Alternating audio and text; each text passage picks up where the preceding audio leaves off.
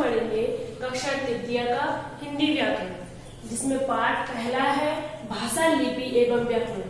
यानी कि इस पाठ में हम भाषा के बारे में पढ़ेंगे, लिपि और व्याकरण के बारे में इसमें पढ़ेंगे। तो इस पाठ में सबसे पहले हम पढ़ेंगे भाषा की परिभाषा, भाषा के रूप और लिपि की परिभाषा और व्याकरण की परिभाषा, और इसके अभ्यास प्रश्नों को हम हल करेंगे। अब हम पढ़ेंगे भाषा की परिभाषा। तो भाषा की परिभाषा होगी विचारों के आपसी आदान प्रदान को भाषा कहते हैं। यानी कि जो हमारे विचार होते हैं उसका आदान प्रदान, यानी कि हम दूसरे से बोलते हैं और दूसरा हमसे बोलेगा, तो वही क्या कहलाती है, भाषा कहलाती है।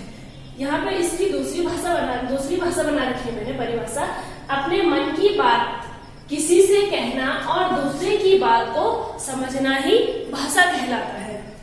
तो यहाँ पे भाषा के रूप, यानी कि भाषा के मुख्य दो रूप होते हैं। इसमें पहला होता है मौखिक और दूसरा होता है लिखित। तो इसकी मौखिक की परिभाषा है मौखिक रूप। इसकी परिभाषा होगी जब हम अपने विचारों का आदान प्रदान बोलकर करते हैं तो उसे भाषा का मौखिक रूप कहते हैं।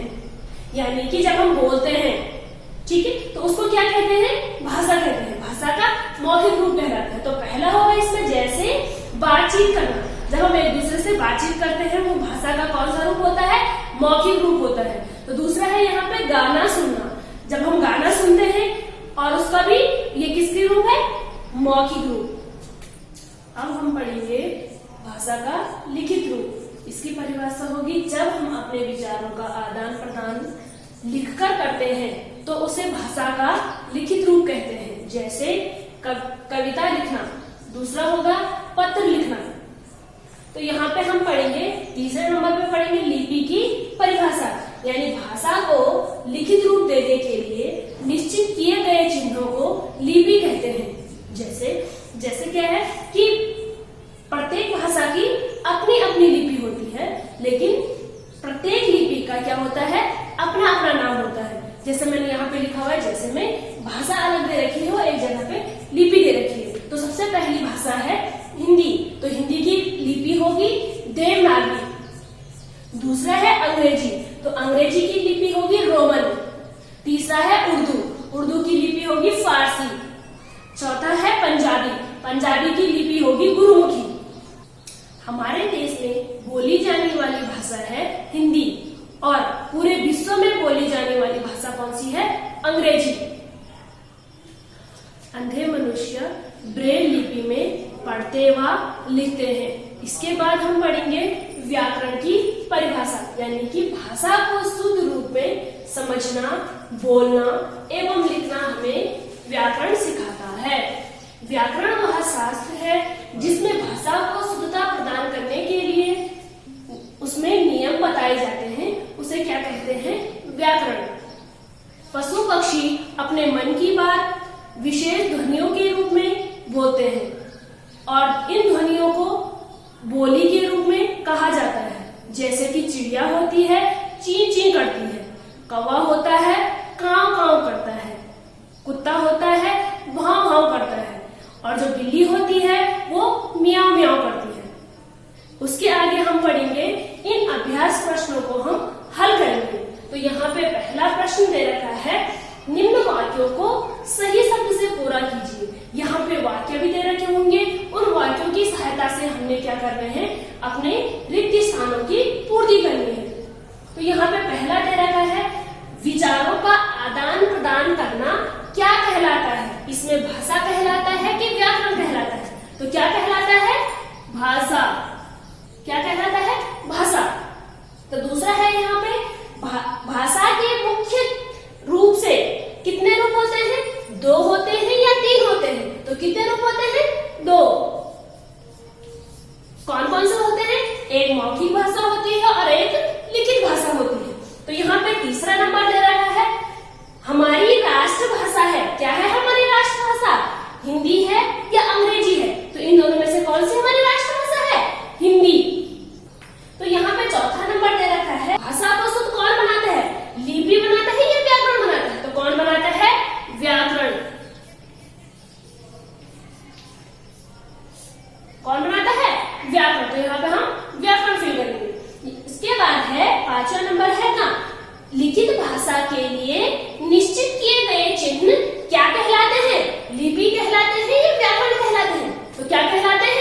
लिपि।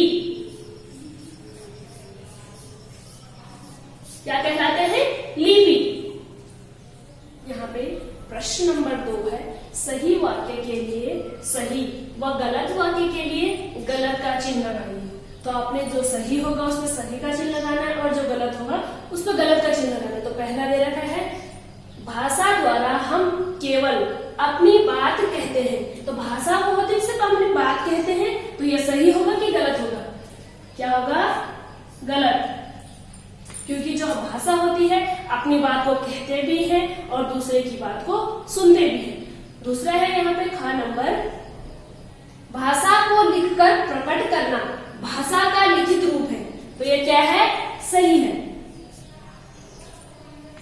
तीसरा है यहाँ पे, भाषा को लिखित रूप व्याकरण ने दिया।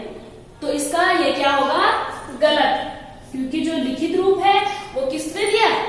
जो लिखित रूप है वो किसने दिया? लिपि ने। तो यहाँ पे चौथा नंबर घ है, हिंदी भाषा की लिपि रोमन है। तो हिंदी भाषा की लिपि क्या है?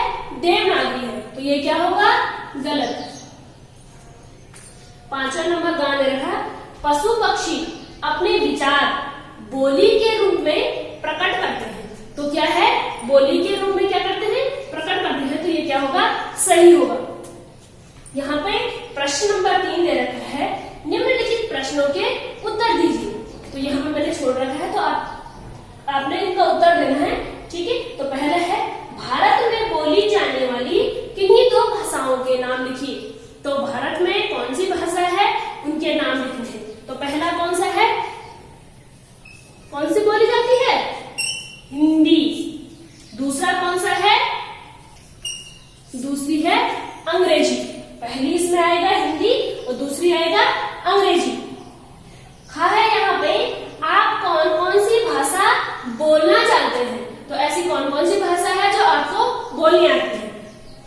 तो पहली होगी यहाँ पे हिंदी, दूसरी होगी अंग्रेजी।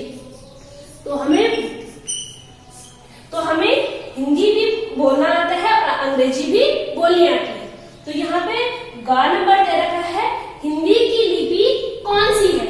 तो आपने बताना है कि जो हिंदी है उसकी लिपि क्या है? क्या है बताइए?